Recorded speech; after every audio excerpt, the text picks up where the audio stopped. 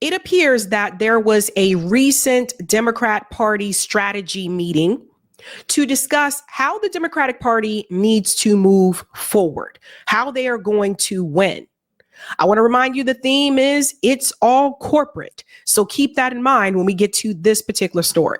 Wait till you hear this ridiculous plan that these so-called centrist strategists have come up with. Let's go ahead and get into this clip here. Building trust going forward, the future of the Democratic Party. Welcome back. As Democrats debate the future of their party, a group of moderates called the New Democrat Coalition, which is the largest bloc of Democrats in the House, is out with a three-pillared vision to reach voters.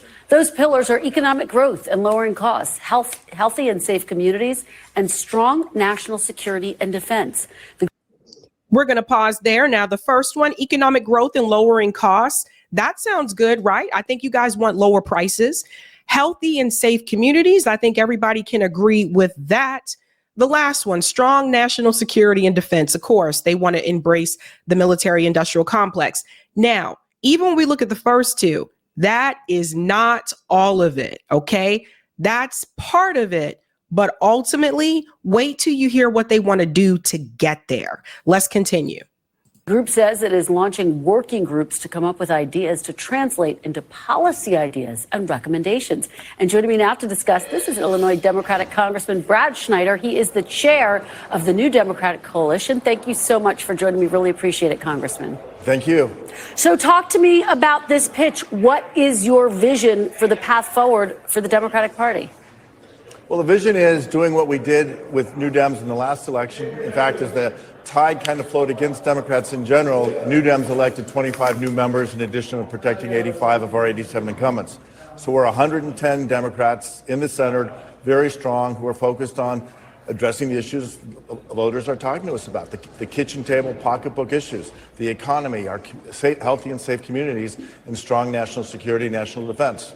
And so we rolled out today 9 working groups dealing with everything from economic growth and lowering costs of living for Americans, addressing immigration laws and border security, working on health care, on education, working on addressing climate change and revitalizing our rural communities. These working groups will build on the strength and energy as well as the expertise and wisdom of the 110 members that make up the New Dem Coalition.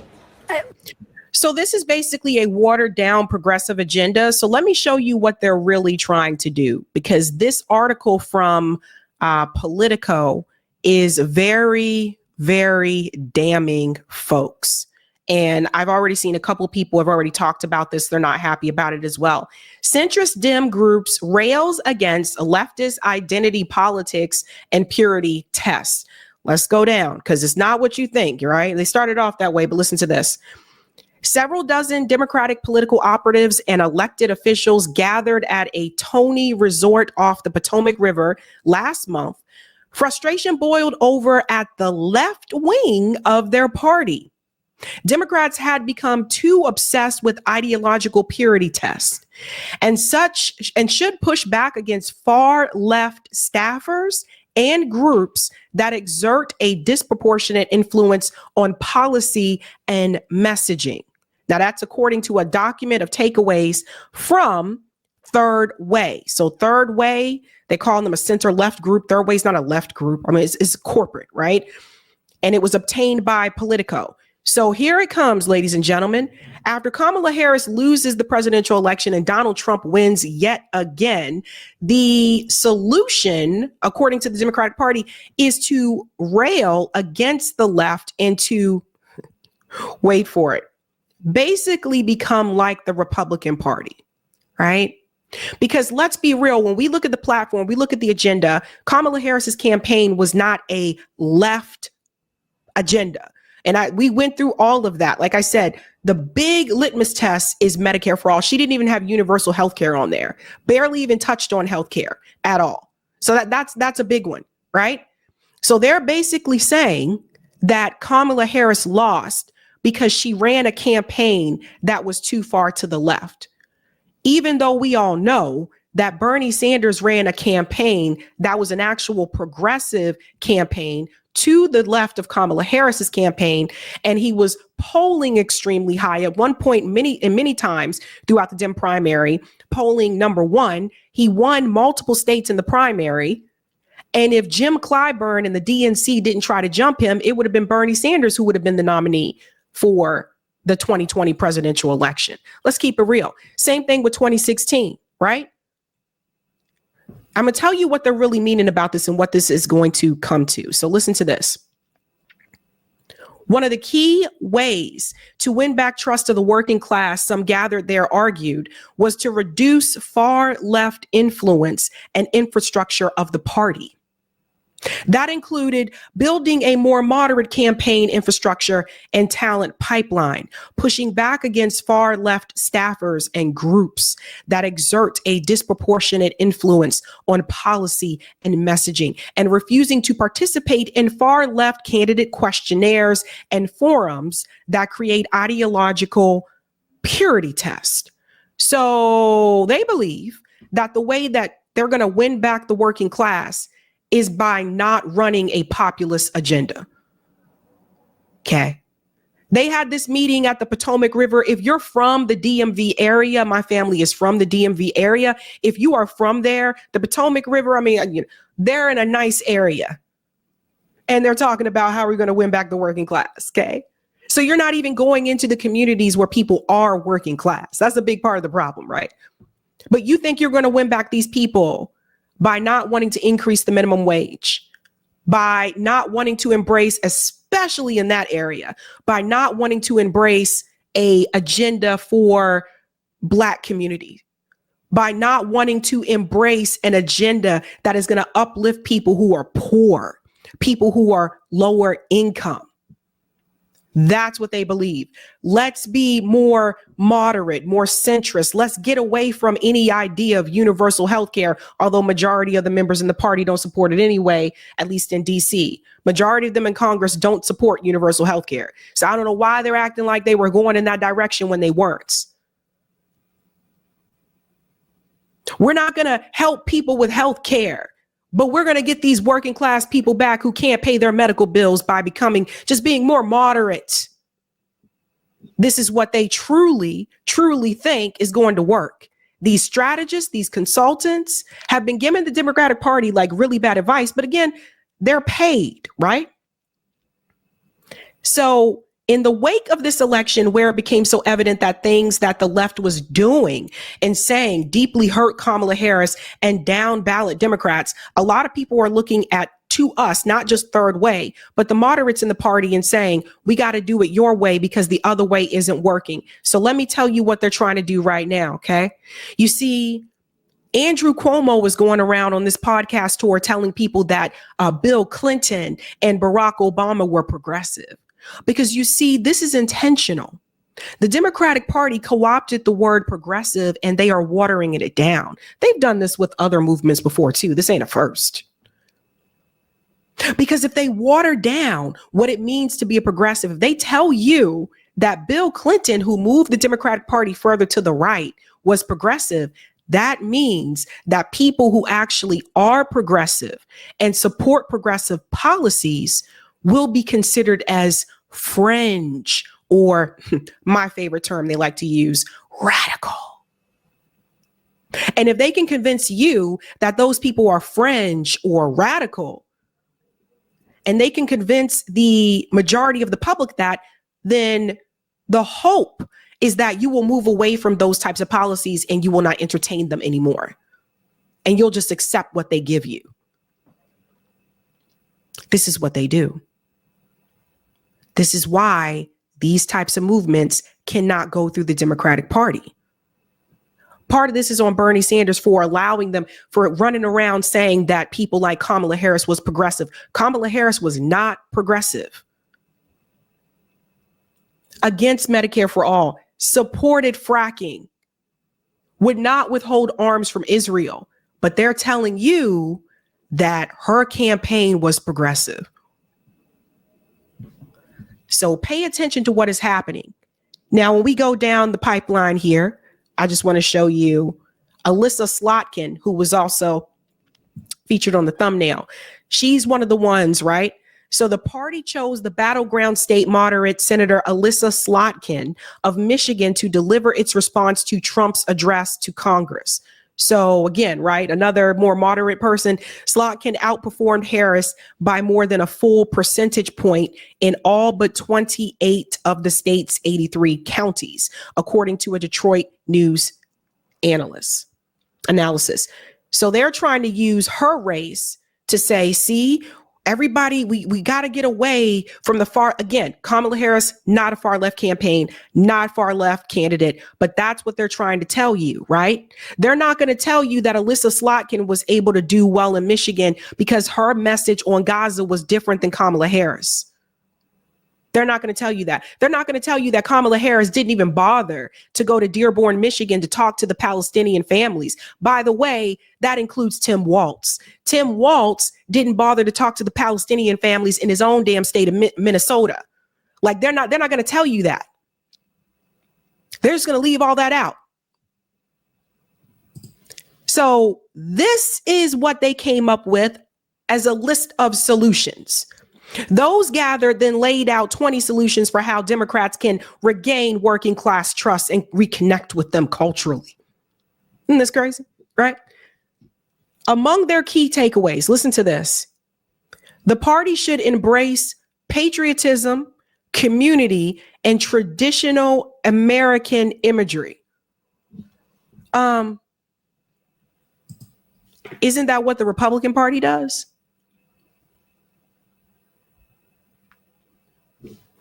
Oh, it gets worse. Watch this. Wait for it. Candidates should get out of elite circles and into real communities, tailgates, gun shows, local restaurants, churches. So here's the thing, right? You shouldn't even have to tell them that they should be in real communities, right? But here's the thing about the examples that they listed, okay? Tailgates, that is a certain type of crowd. I know I used to go tailgating. Okay. I used to tailgate before those college football games. That is a certain demographic, certain type of community. More so the college age crowd at the football schools, that type of thing. Or if you have a professional team in your area, right? Gun shows. Who goes to gun shows typically? Local restaurants and churches, right? Everybody doesn't go to church. And some people can't afford to go out to eat to local restaurants. And if you can't afford to go out to eat, then you're damn sure not going to the gun shows, and you damn sure aren't going tailgating. In other words, what I'm trying to tell you is they're trying to reach the working class by ignoring the lower income working class people. Because the reality is, and those of us that have worked multiple jobs, I worked 2 jobs. I worked a full-time job and a part-time job at the same time. When you are working lower income working class, you don't have, number one, you ain't got the money to go to those events. And number 2, you don't usually have the time. So this just goes to show you again how out of touch they are. Here's the other one.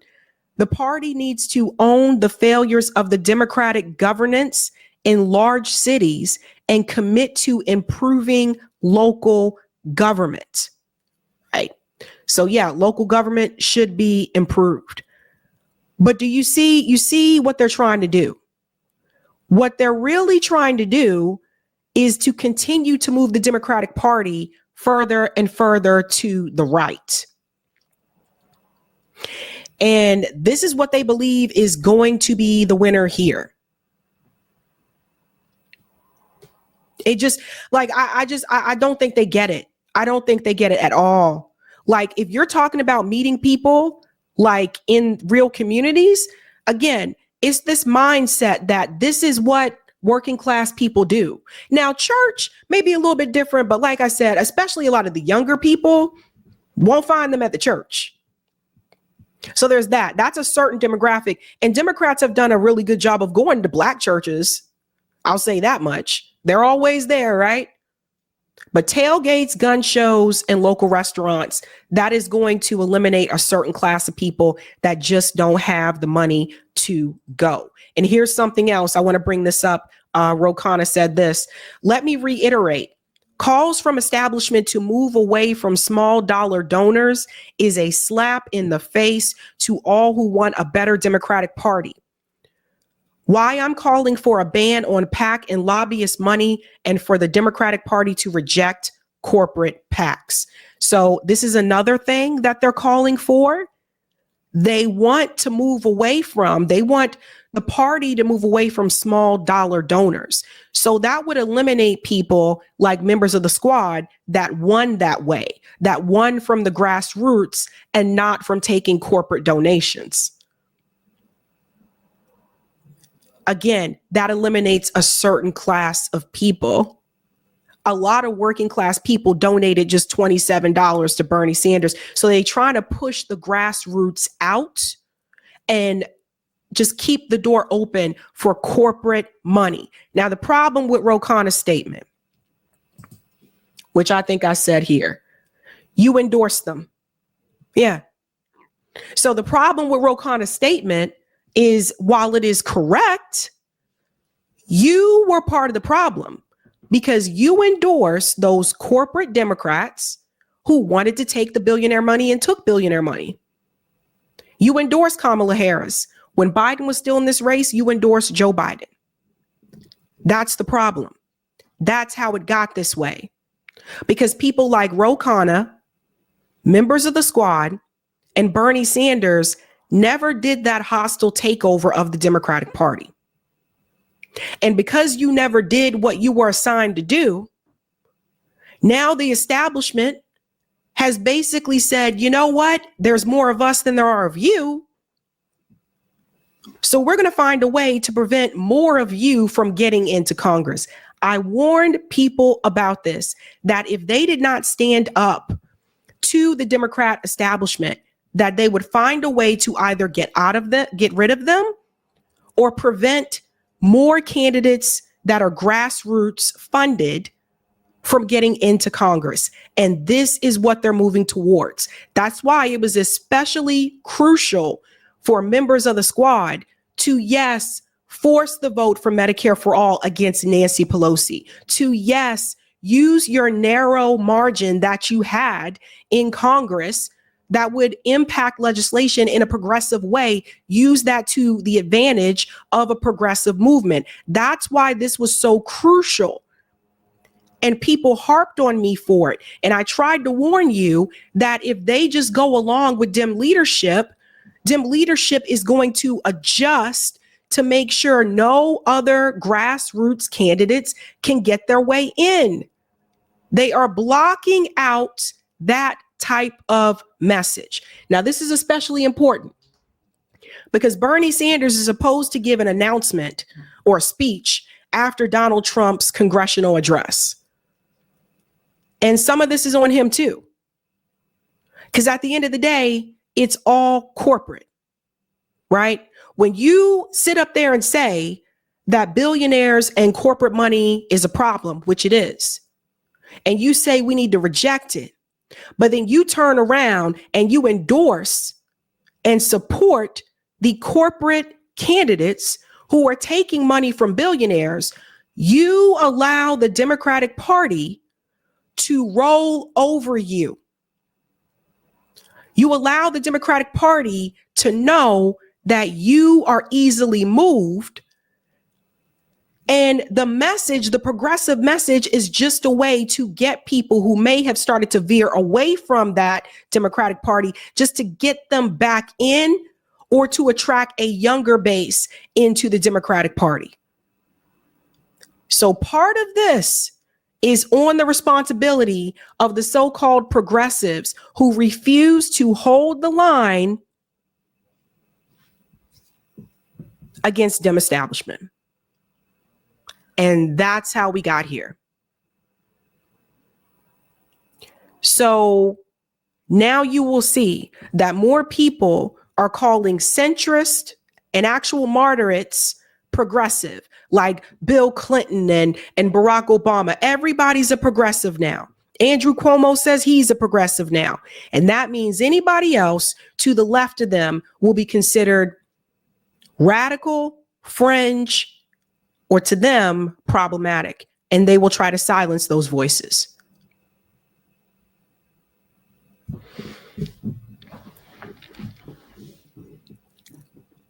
Part of this, too, is on left independent media. Because some of you in left independent media continue to give them a pass. And while some may have felt like maybe I was too harsh on them, I was harsh because I believed in them. I was harsh because I donated, I volunteered for them. I was harsh because I knew what would happen if they did not push back. And here we are. Hey guys, this was a Sabby clip. If you like what you saw, hit that like button and subscribe.